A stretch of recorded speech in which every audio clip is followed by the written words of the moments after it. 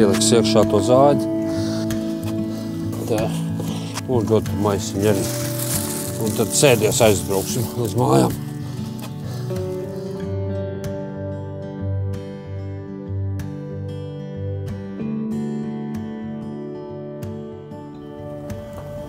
Brauksi?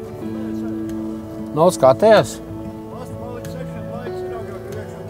Nu, labi, davai tad, jā.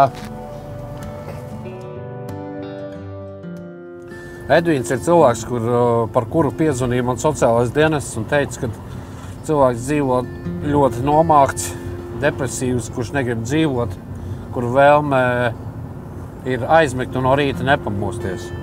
Viņi palūdza man, lai tad, kad es vēl tur darbojos Gaujaslīčos pirmo reizi, palūdzu, lai es viņu paņem līdzi ar vīriem, lai viņš ir kontaktā, lai viņam kaut kādā veidā viņam paliek bišķi jautrāk, lai viņa dzīves, vēlme pēc dzīves atgriežas.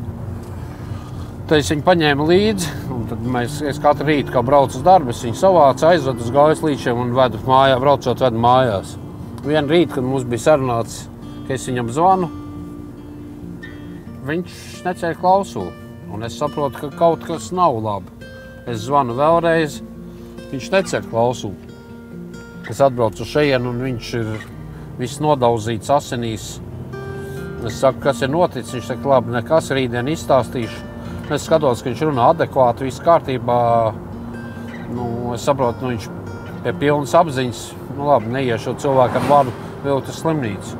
Nākamā rītā es viņu savācu, kā vienmēr vedu uz Gaujaslīčiem.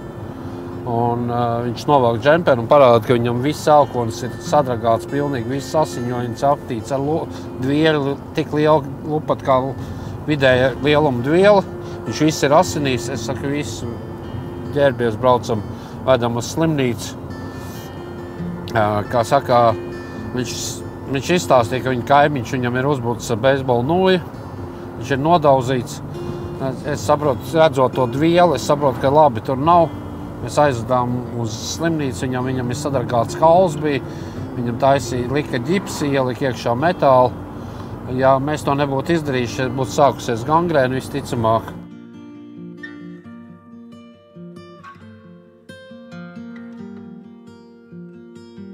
Viņa sociāli man agīns saņem. Vienīgais, es saku, sirds es viņam, es līdz nāvei, es nekad neaizmirstīšu to labo. Vienīgais cilvēks, kas man ir, es saku, produkts nopirkt, visu laiku jautā, vai kaut ko nevajag, par ko man vienam vajag. Vīrs ir vientuļš. Un jā, un šādi cilvēki patiesībā ir diezgan daudz.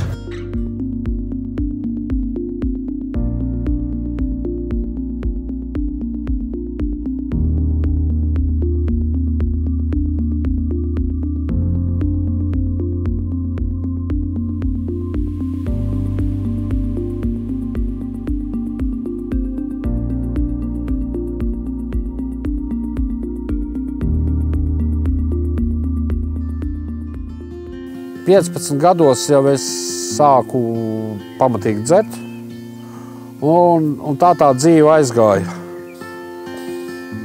Jā, ko man teikt, man nav, patiesībā nav nekādas izglītības. Es nevarēju pabeigt skolu, es sāku degradēties pamatīgi, es sāku dzert. 17 gados man lielākais netikums sākās spēļu automāti, spēļu atkarība. Protams, dzīvojot alkoholismā, spēļu atkarībā, bija arī laulības pārkāpšanas, aizgāja. Dzīve vienmēr sakot gāja uz leju. Laulība izjuka dēļ atkarībām un iestājās tas brīdis, kad es nokļuvu uz ielas. Nokļūstot uz ielas, es pārvērtos par to pašu bezpajumtnieku, vai labāk, teiksim tā, es sevi jau pats uztvēru kā bombzi. Bezpajumtnieks tas ir cilvēks, kuram nav vienkārši jumts, bet bombs ir tas, kurš dzīvo uz ielas, kurš ēd no miskas, dzer lētu odekolonu. Arī man bija tāds posms dzīvē. Bet Dievs, viņš vienmēr klauvē pie mūsu sirds durvīm. Jautājums, vai mēs gribam kaut ko saklausīt, vai mēs esam atvēruši savus ausis, lai dzirdētu. vai mēs gribam patiesībā dzirdēt. Un jā, un tajā kā saka, tajā visdrūmākajā brīdī es saklausīju šo klauvienu. Un es teicu, jā, Dievs, es atsaukšos, es mēģināšu, es iešu, lai cik tas man un ko tas maksātu. Es iešu un raušos ārā. Kārtējo reizi, tā bija jau 105. vai 125. reize. Aprecoties otrais, es neesmu pārkāpis laulību, bet tas nenozīmē, ka mana dzīve bija uzreiz tik forša un perfekta. Alkoholisma problēmas man turpinājās. Un tad bija tā, kad man bija iespēja doties uz Trotbiju skolu. Bija tās apmācības, tur tās lekcijas par katru tēmu. Un tad iepriekšējā vakarā bija tēma par derību ar Dievu. Dievs noslēdzot derību, viņš slēdz derību ar tevi, būdams stiprākā puse, kurā viņš uzņemās rūpes palīdzēt vājākai pusei izpildīt šos nosacījumus. Un man tas uzrunāja. Un man tas uzrunāja tik spēcīgi, kad es vienkārši nākamā dienā ļoti agri piecēlos, es nogāju zālē, kur mēs bijām, un es tiešām lūdzu. Un tajā brīdī notika tas, ko sauc, kad tu pieņem Jēzu savā sirdī. Jo tajā brīdī viņš ienāca, ielika savu troni manā sirdī. Un kopš tā 20. septembra 2020. gada tas tronis no turienes nav pabīdījies ne uz kurieni.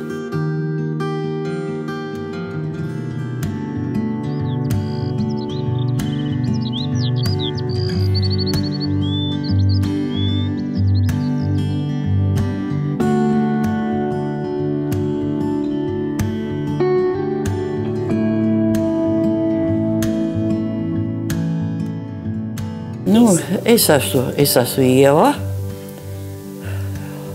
un tagad esmu pensijā. Tas ir ļoti liels atspaids, jā. Tu skaidru zini, ka tev būs tūlīt nolikts uz galda, tik attais vaļā un paēd. Pats, cik man tik grūti staigāt, man tomēr nav jādomā, ko es šodien ēdīšu pusdienās. Es zinu, kad paskat pulkstens, tas jau ir pilnīgi konkrēti. Jau zinu, būs pulkstens 12:30, pēc 12. pulkstens 12:30 jau stūlīt man būs Andra un es visu pusdienas. Jā, bet tāpat mēs taču parunājamies un apjautājās. Šādu un tādu, var teikt, ka diezgan bieži pat apjautājās, vai nevajag uz veikalu aizvest, vai nevajag neko tev vairāk, neko tu negribi vairāk. Nevajag sakt, paldies, nevajag. Cilvēkam jābūt sirsnīgam un jādomā par to, lai tu, jādomā, ja tev vienalga, vai viņš ir pazīstams, vai viņš ir svešs, bet ja tev ir kaut kādas problēmas, ja tikai vari, jebkā ir jāpalīdz.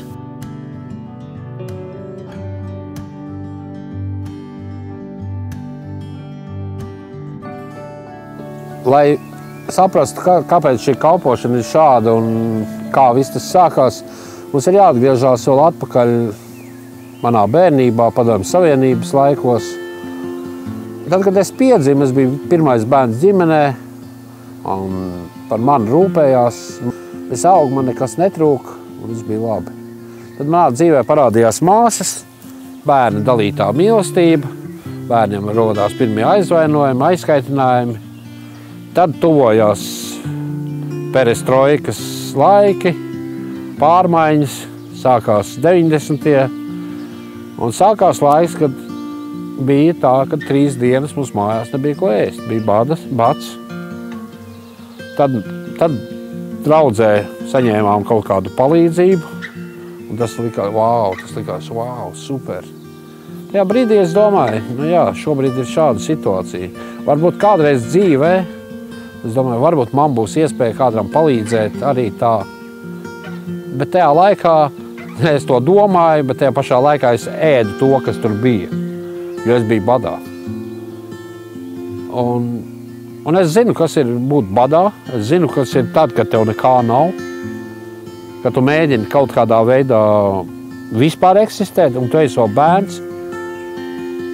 Tad 2019. gada beigās,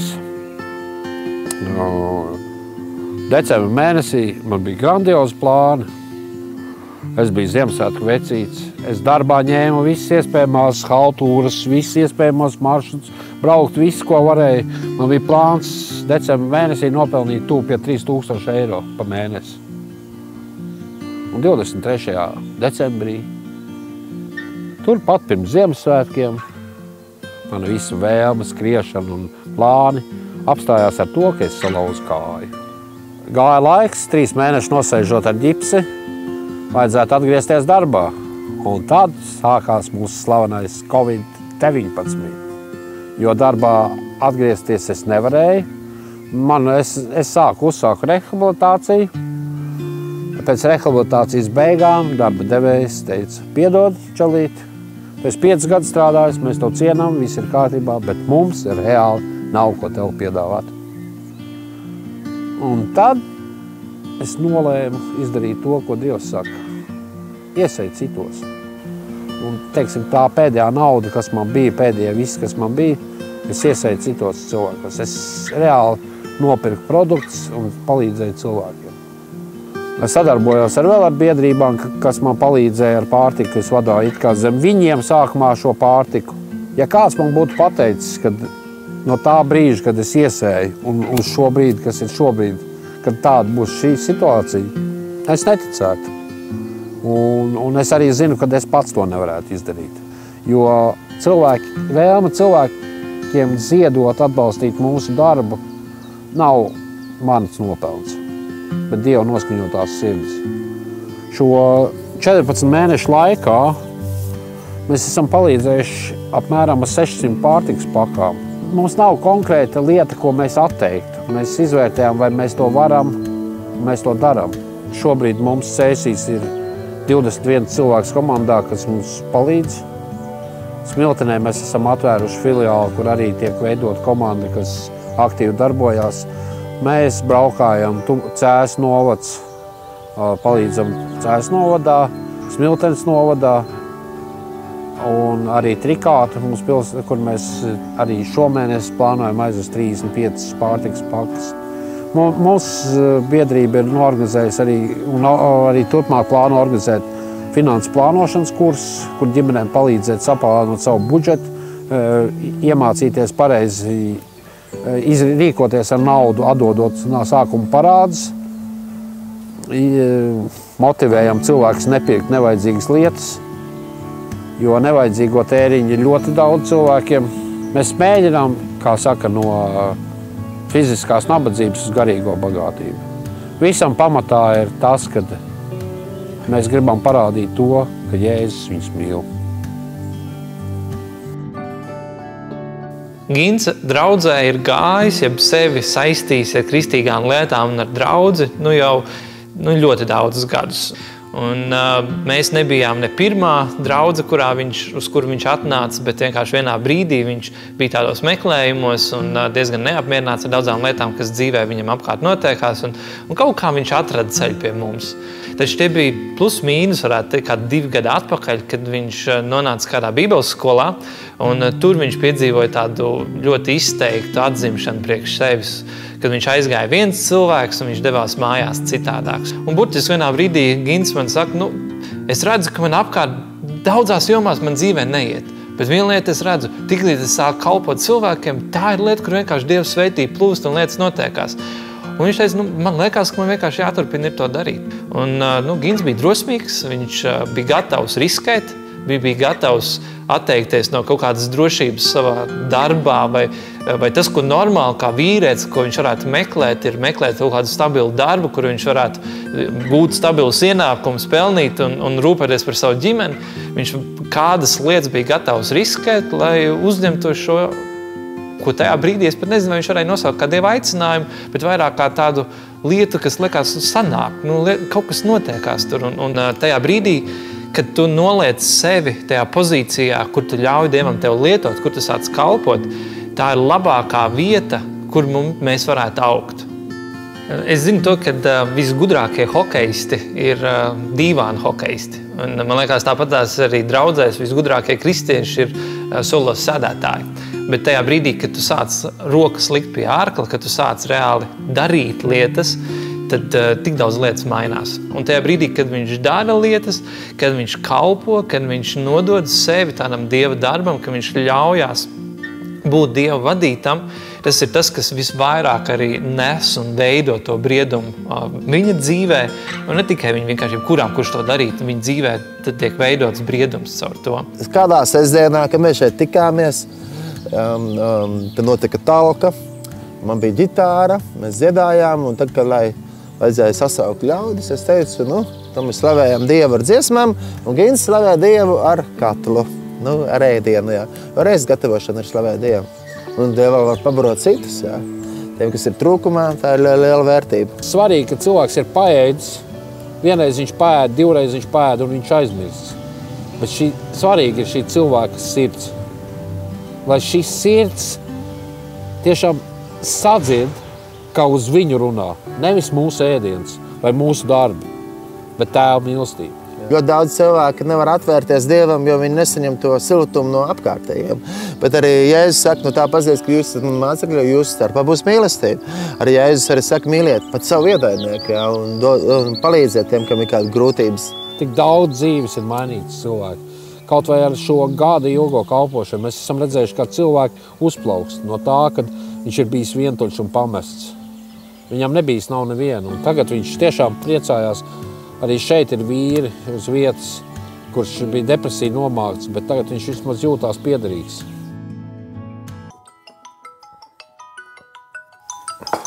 Man zvana sieva. Tas ir labais. Jā, labvakar.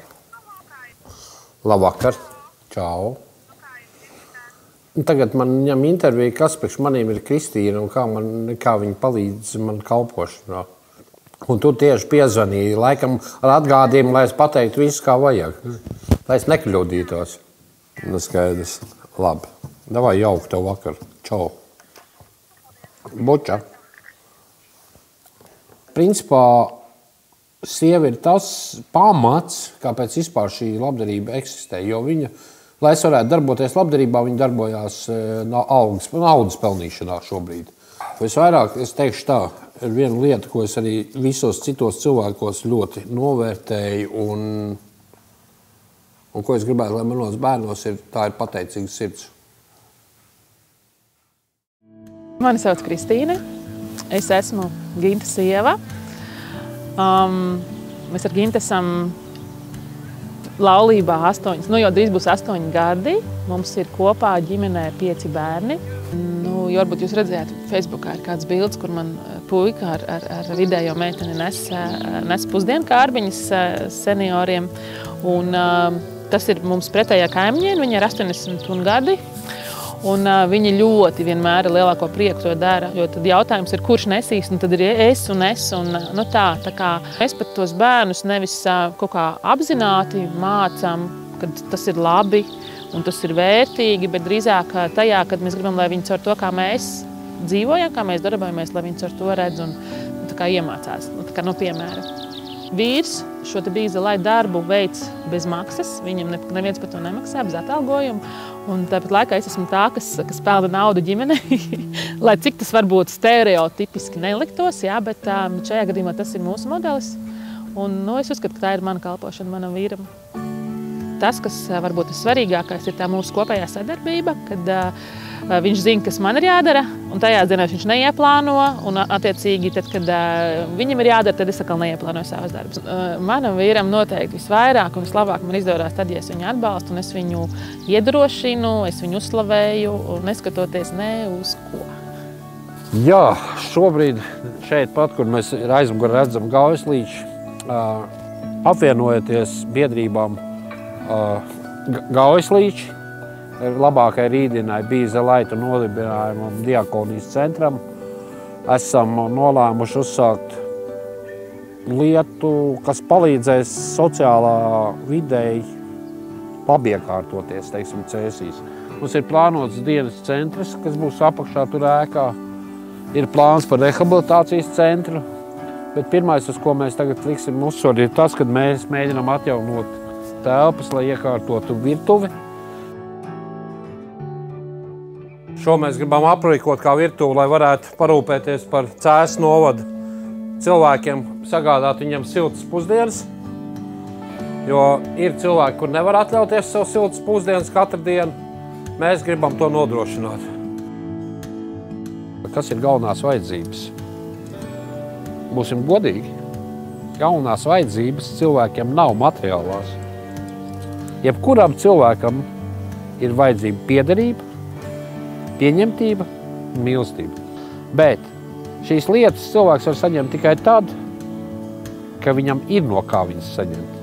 Un tad, kad cilvēks saprot, ka viņa dzīvē ir izmainīta pat tāpēc, ka kāds ir rūpējies, un redzot, ka rūpējoties par viņu tas, kas rūpējās, saņem svētību vairāk, šim cilvēkam var rasties motivācija sāk kalpot ar mazumiņu,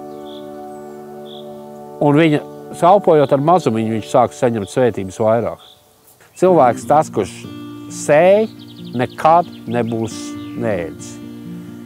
Ja cilvēks sēj laukā, viņš vienmēr saņems ražu. Protams, mēs varam teikt, būs ugunsgrēki vai uz kaut kas, tā ir izņēmuma situācijas. Bet sējējs nekad nebūs neēdis. Ja tu gribi cilvēku, mīļais draugs, nodarboties ar labdarību, esi gatavs vilties. Tu vilsies. Tevi piemānīs, ar tevi manipulēs. Tevi uzskatīs pa muļķi, jo domās, ka tu nezini, un tev varēs apmānīt. Bet neuzceries. Un dari to, ko tu dari, tikai tad, kad tu zini, ka tev tas jādara. Nevis tāpēc, ka kāds tev to prasa, bet tāpēc, ka tu zini, kāpēc tu to dari. Man liekas, ka tā vieta, kur šobrīd Gints atrodas, tā ir bijusi tāda vadība no Dieva, kas ir bijusi konstanti, ejot cauri viņa gadiem. Man liekas, ka nav viens tāds konkrēts notikums, kas varētu teikt, tāpēc, ka tas notika, tāpēc viņš ir tur, kur viņš ir. Man liekas, ka Dievs ir lietojis visus šos pēdējos daudzus gadus, kur ir bijuši viņa cīņas, viņa sāpes, viņa kritieni, viņa uzvaras, viņa skaistie brīži, viņa grūtie brīži. Un Dievs viņu ir novedis tādā pozīcijā, kur ir atnākusi tāda salauztība vai tāds mirklis, kur cilvēks pats var atzīt un teikt, ka es netieku galā, es nezinu, gan kā savā dzīvē lietas sakārtot, kā ar darbiem sakārtot lietas. Un man liekas, ka Gints sev atrada tādā pozīcijā, kur viņam bija liels jautājums, Dievs, vispār, ko tu gribi no manis? Ko tu redzi manā dzīvē? Un kur tu redzi mani? Kur man ir jāatrodās manā dzīvē? Un man liekas, visi šie jautājumi bija tādi salauztības jautājumi, te pašā laikā tādi cerības jautājumi, kas arī paši tādu ceļu Gintam sākt kalpot. Mēs zinām, jaunajā derībā Pāvils salīdzina mūs ar māla traukiem, ka mēs esam šie māla trauki, kas nesam dievišķo godību sevī. Un, lai šī dieva godība varētu spīdēt no mums, tad ir jāienāk kaut kādai salauztībai. Un tajā brīdī, kad kaut kas mūsos salūst caur tiem lūzuma punktiem, sāk spīdēt pārdabiska dieva godības gaisma. Bet Dievam nevajag daudz, Dievam pietiekās ar vienu, kurš ir salūzis Dievu priekšā. Un caur to var nākt uzvaras.